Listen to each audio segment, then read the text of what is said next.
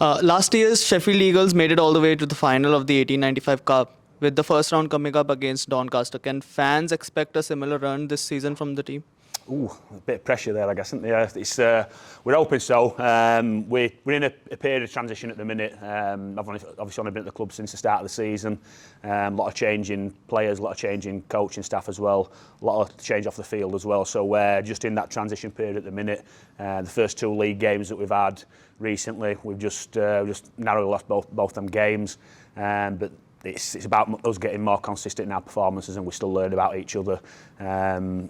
Transitioning to new style of play and new coaching styles and coaching techniques as well. So we're hoping that we can put in a good performance this weekend. The players have made a decision themselves. That's a target that they want to try and get to, is getting back to Wembley this year. So we're certainly confident in house, but obviously there's two teams that are playing to win the game. So it's who performs better on the day. But we're certainly hoping that we can get the victory and get into the next round.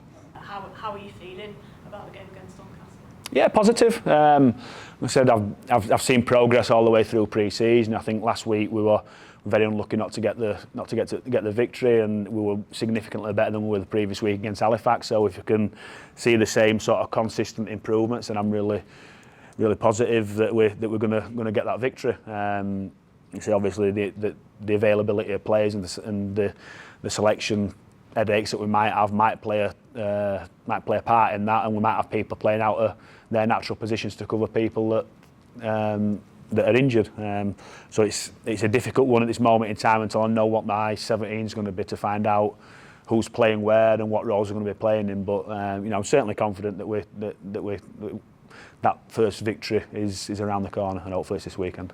Well, Doncaster had a break week last week, yeah. And then you said the week before the weather was so bad there's not much you can take from that. How has that kind of affected your preparation going into this weekend, almost feeling like they've not really had many games that you can go off yet? Do you almost feel you're going? Yeah, no, that's a good question. Is that it's normally how you prep for a game is that what I do as a coach, I'll look at the previous 2 or 3 games that team's played, and you'll generally find some traits that coming out of yardage will play a certain way, when they're in a good ball they'll play certain shapes. Certain individuals might do things defensively that you think you can exploit. Because they've not played that many games this season at all. We played them in a pre-season friend when they had a lot of people out as well. There's not a great deal that I can show the players to say this is what happens every time you play that shape or you play that play, or this is what happens every time they get to a certain part of the field. So I think for us this week, it's the focus for us will be fixing up our deficiencies that we've had in the previous 2 games. To a certain degree, a lot of teams will play probably 60% similar all the way through the games.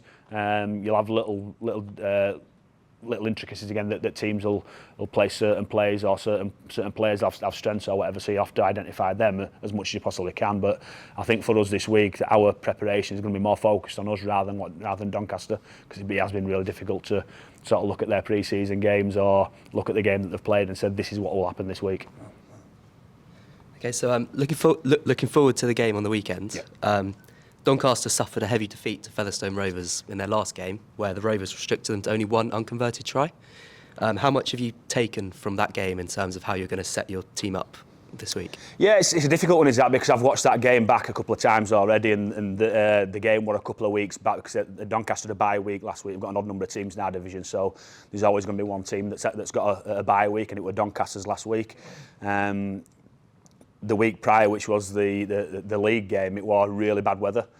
So actually watching that back, the weather conditions were really poor, the ground conditions were wet and muddy. So actually taking a great deal out of that game is very, very difficult, because we're going to be playing them on a 4G pitch at Sheffield. So it's going to be completely different conditions, completely different ground. But obviously you try and watch the games and you pick up where they're maybe stronger, and we need to focus on that areas, or where they've got weaknesses that we can try and pick up on as well. But the sort of situations and circumstances of the Featherstone game with Doncaster were completely different to what they'll be this week.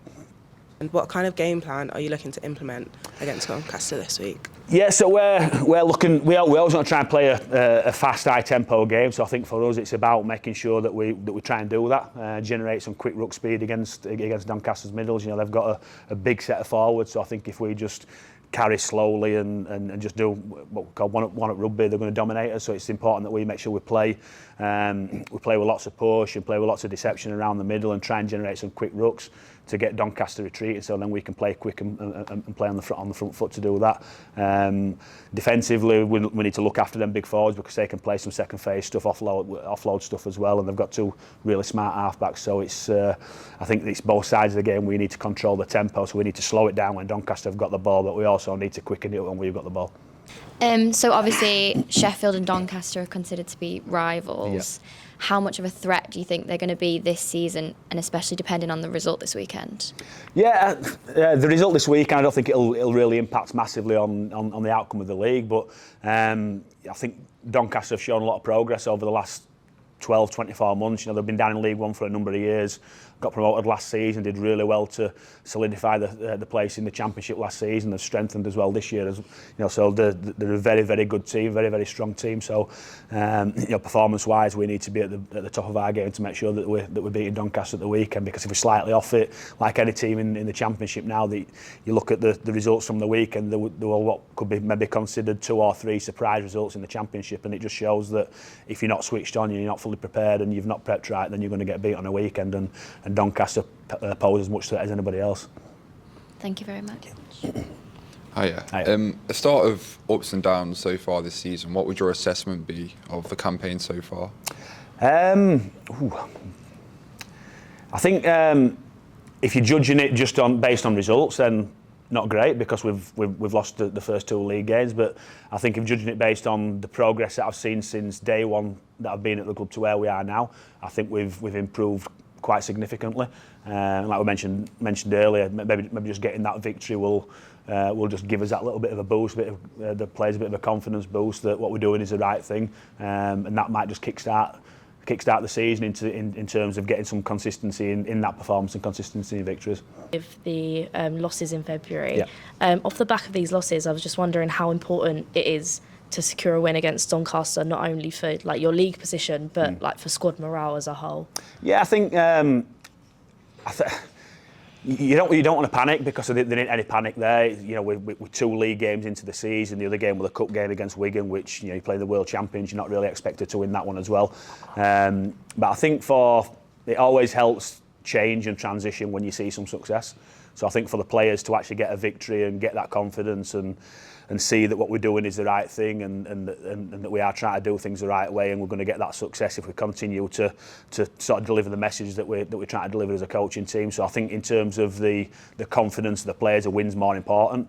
In respect of the end of season league positions at this moment in time, it's not necessarily that important. I don't think it's more important for me that we're going through the right process of executing the game plan that we need to execute, and going through that process rather than looking at the end focus, which is the victory. If you focus on the victory and you forget about the journey on how to get there, then you're not going to get to your destination. So it's really important that we think about the process to get there and get them plans in place and make sure we execute them. But yeah, I think the sooner that we get a victory and we get that bit of confidence in the players, it'll certainly boost morale. Perfect. I also was wondering if there's been any players in particular that have stepped up, you know, during this time. I know, like, coming into a club, it can't be the easiest thing when there's been, you know, the same coach for the longest time, as you spoke upon. And I was just wondering if there's been any players in particular that have stepped up, you know, to keep up the morale during a slow start. I think more for me, it's maybe the players who have been in the background maybe for a couple of years. So a couple of players like Blake Broadbent and Lewis Peachy, you know, they've maybe been sort of players on the periphery in the squad, but not necessarily first team players or regular first team players. But I think they sort of embraced that change as maybe a bit of a fresh start for them, and they've really embraced the change that we've tried to bring into the club and sort of accepted it really quickly. And I think they've seen it as a fresh start for them. So the progress that they've shown has been really encouraging for me to see them sort of players almost grasp that chance with both hands and push yourself into the selection process, you know. So they're training really well and playing well, and it's made it really difficult for me to leave them out of the team. So I've been really impressed with them sort of players. Ask about Massi Mutongo. After a year out of the game, you handed him his first start this weekend. How was the process to getting him back to match fitness, and how do you think he did on Sunday? Yeah, I think he did really well, to be fair. He spent 12 months out of the game due to injury, so actually getting your body back into being physically ready to play pro sport is a difficult process. Massey works in the fitness industry away from rugby, so he's got a good base level of fitness, but being gym fit and rugby fit is completely different. So actually getting yourself back into that, the rigours of training 3 times per week and getting your body fit and ready and used to taking the contact. So playing the position that Massey plays, he gets a lot of contacts. Carrying the ball and also defending as well, so that's been a difficult process for him to get back, and like anything, coming back from a long-term injury, the more games that you play, the more you get used to that contact and the game time as well. So Massey played the week previously as 18th man. He got activated because of 2 head injuries, so he played about 15 minutes in that game, but then he did a good couple of stints at the weekend against Widnes, so he'll benefit for that. So we're pleased with the progress that Massey's showing. Awesome, thank you. So you mentioned you've had a few new players coming in this season, Yeah. and one of those is Morgan Smith, and he scored on his debut against the Halifax Panthers. How valuable will he be as an addition to the team this season? Yeah, we're hoping he's going to be a real asset for us. He's come from a few years in Super League, so playing at a real high level, at the top level of the game. He missed pretty much all pre-season due to a shoulder operation that he had in the off-season, so he's missed a lot of that pre-season, and when you build them connectivity with players around you, so he's playing in a really important position for us at half-back, which is one of our spine players. So for him to miss pretty much every minute of pre-season has been a bit disruptive for us, and that's why we're having that situation at the minute where players are still learning how to sort of play and train together with him being in such a pivotal position. But the more games that he plays, the better he's going to be. He's scored 2 tries in 2 games so far this season, so he's I think with a little bit more game time under his belt and training with the players in the spine positions around him, then he'll just get better. With the club being shortlisted for 3 of the Move More awards this year, what does that sort of mean for the team and the club's values as a whole? Yeah, I think it shows that again that there's more than rugby at the heart of the club. It's the community, and it's the bigger picture. And I think for us to grow as a club and us to grow as an organisation, it means that we've got to embrace everything around us in the city and whatever community that is. And I think it shows that the work that the club are doing within the community away from the first team rugby project it's valued and it's really important. So I think as long as we continue to do that, yeah, it ticks a box for us, like I mentioned previously about the IMG grade and all that sort of stuff we're doing away from rugby ticks boxes for us and gets more points. But it also means that people are engaging with the club that you wouldn't necessarily get just if you focused on first team rugby. So it's getting more and more people engaged with the club and involved, and also the club out into the community more as well.